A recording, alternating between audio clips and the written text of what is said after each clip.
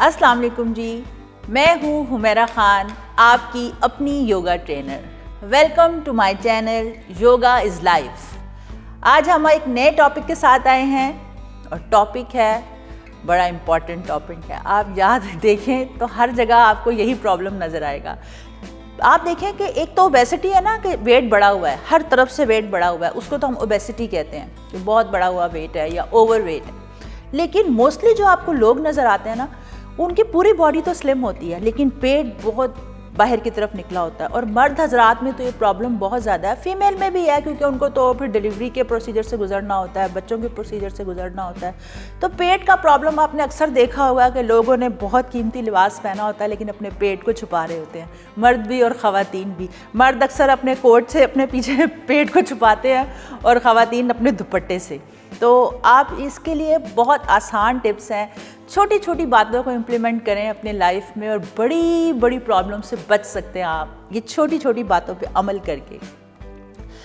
असल में हमारा पेट, जब हमारी पूरी बॉडी, हमारी लेग्स भी, लोअर बॉडी भी, हमारी अपर बॉडी भी ठीक है और पेट क्यों बाहर निकला हुआ है, एक्चुअली ये हमारे मसल लूज़ हो जाते हैं। हमारा जब मसल लूज़ होते हैं तो ज़ाहिर सी बात है कि पेट आगे की तरफ खिंचता है तो सारी बैक पे प्रॉब्लम आते हैं क्योंकि हमारे मसल्स पे बहुत ज़्यादा स्ट्रेच आता है आगे की तरफ जब पेट निकला होता है। हम लोग बाहर के खाने खाते हैं, सेडेंटरी लाइफस्टाइल है, मूवमेंट नहीं करते और फिर स्ट्रेस। मैं बार बार कहती हूँ कि स्ट्रेस, जब स्ट्रेस बढ़ता है तो उसका प्रॉब्लम कहाँ आता है, हमारे पेट में। एक तो हमारा पेट बढ़ना शुरू हो जाता है, ब्लोटिंग होना शुरू हो जाती है, और दूसरा हमारा जब स्ट्रेस बढ़ता है तो हमारे शोल्डर पे भी उसका इफेक्ट आता है, हमारे पेट पे भी, या फिर हमारा ये वाला एरिया उससे इफेक्ट होता है या फिर पेट का एरिया इफेक्ट होता है और उससे हमारा पेट बाहर की तरफ आना शुरू हो जाता है, बढ़ना शुरू हो जाता है। अगर स्ट्रेस की वजह से आपका पेट बाहर निकला हुआ है तो फिर आप स्टारवेशन करें, आप डाइटिंग करें, आप कुछ कर लें, फिर आपका पेट अंदर जाने वाला नहीं। तो फिर आप योगा की ब्रीदिंग करें, जो मैं आपको हमेशा कहती हूँ। जब आप ब्रीदिंग करेंगे स्ट्रेस लेवल नीचे आएगा, पेट खुद ब खुद अंदर जाएगा। क्योंकि जब भस्त्रिका प्राणायाम करते हैं या कपाल भाती करते हैं तो आपका पेट उसमें बहुत तेज़ी से वर्क करता है। डीप ब्रीदिंग कहते किसको है? बेली ब्रीदिंग को, जो हमने कभी की ही नहीं, क्योंकि सांस तो अल्लाह ने चलाया हुआ है और चल रहा है। जब मैं आपको ब्रीदिंग बताती हूँ बेली ब्रीदिंग, तो जब आप वो करेंगे तो पेट खुद ब खुद अंदर चला जाएगा।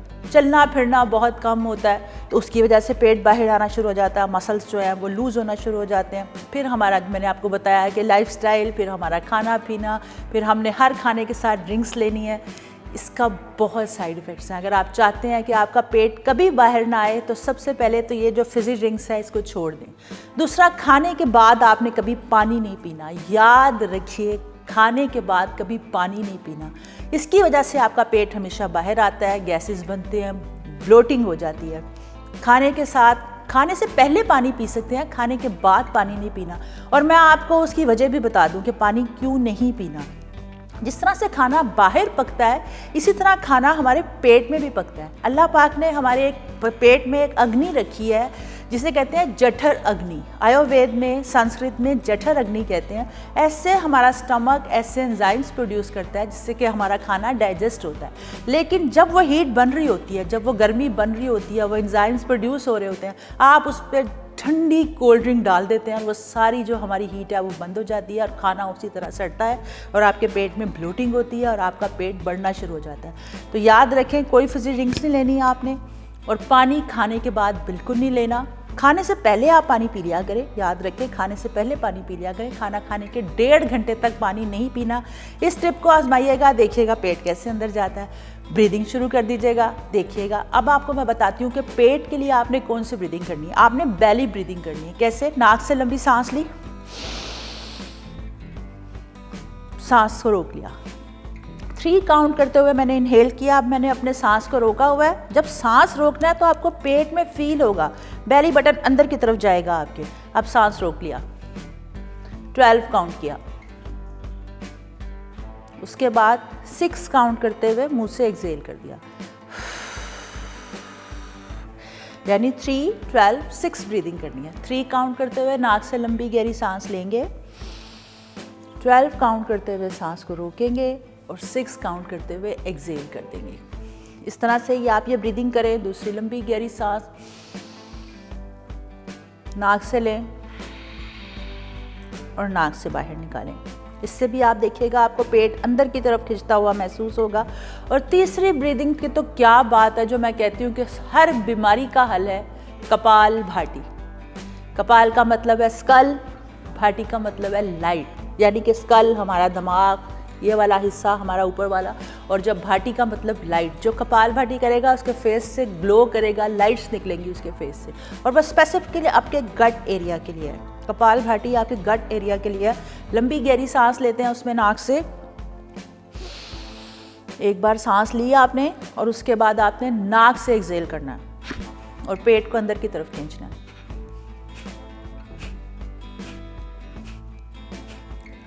ये आपने अभी एक ही बार करेंगे ना तो आपको महसूस होगा कि वाकई मेरे पेट में कुछ हुआ है। आपने कपाल भाटी की प्रैक्टिस करनी है। ज़ाहिर सी बात है अभी आप पहले तो ब्रीदिंग करते नहीं हैं, 1 मिनट करना शुरू करेंगे और आहिस्ता आहिस्ता आहिस्ता इसको बढ़ाते रहें। जब आप 5 मिनट्स पे जाएंगे तो आपको खुद एहसास होगा कि मेरे पेट में कुछ हो रहा है। अच्छा, एक आसान टिप आपको बता दूँ पेट कम करने की, सिर्फ पेट के लिए है ये।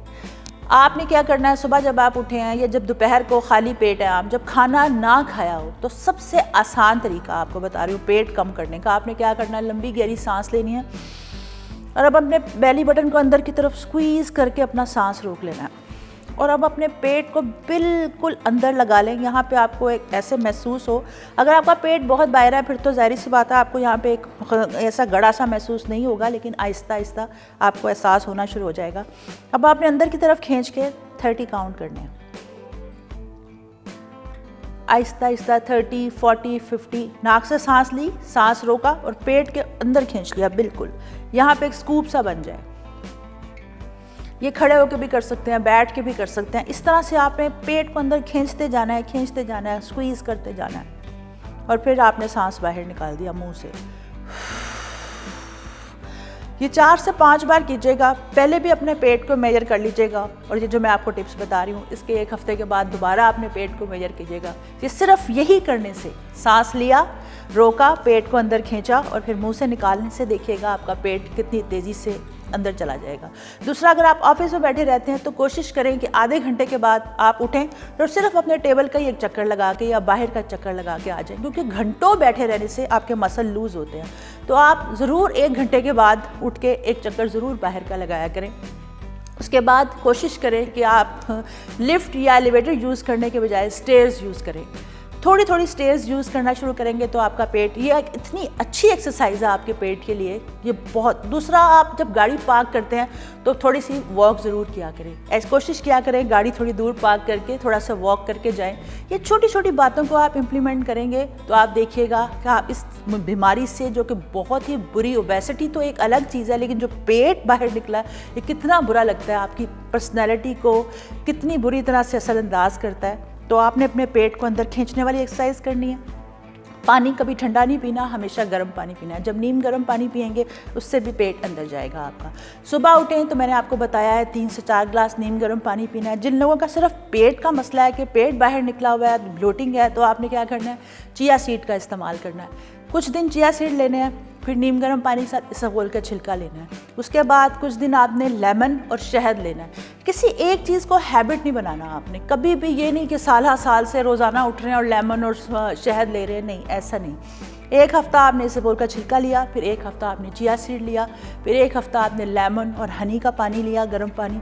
फिर उसके बाद आपने क्या करना है, सुबह उठना है, जिंजर का जूस निकालना है, वो गर्म पानी में, उससे भी ब्लोटिंग बहुत कम होती है। और जिन लोगों को खाना खाने के फ़ौरन बाद एकदम पेट फूल जाता है तो वो तो 100% गैस और ब्लोटिंग होती है। तो आपने क्या करना है, इतना सा पानी लेना है दोपहर के खाने के साथ और उसमें सिर्फ 2 टेबलस्पून दही डालना है, ज़्यादा नहीं।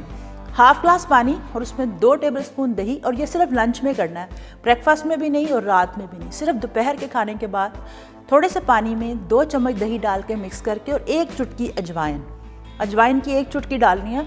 वो आपने अपने लंच के साथ हैबिट बना लें तो कभी आपका पेट बाहर नहीं आएगा, ब्लोटिंग नहीं होगी आपको। और दूसरा, उठते बैठते चलते फिरते मसल्स को खींच के रखा करें, शोल्डर को सीधा रखा करें। जो लोग ऐसे बैठते हैं ना उनका पेट भी आहिस्ता आहिस्ता बाहर आना शुरू हो जाता है। तो जब आप ऐसे बैठेंगे, अगर आपको आदत नहीं है, कुछ दिन आप ऑफिस में बैठे हैं, गाड़ी ड्राइव करते हैं, आप आपका बैठने का काम है तो आप बेल्ट पहन लिया करें। जब आप बेल्ट पहनेंगे तो ज़ाहिर सी बात है स्पाइनल बेल्ट जिसमें स्ट्रिप्स होती हैं पीछे, वो पहना करें तो उससे आपका पोस्चर ऐसे रहेगा। और अपने शोल्डर को बार बार पीछे ले जाया करें, इससे भी आपका पेट अंदर जाएगा।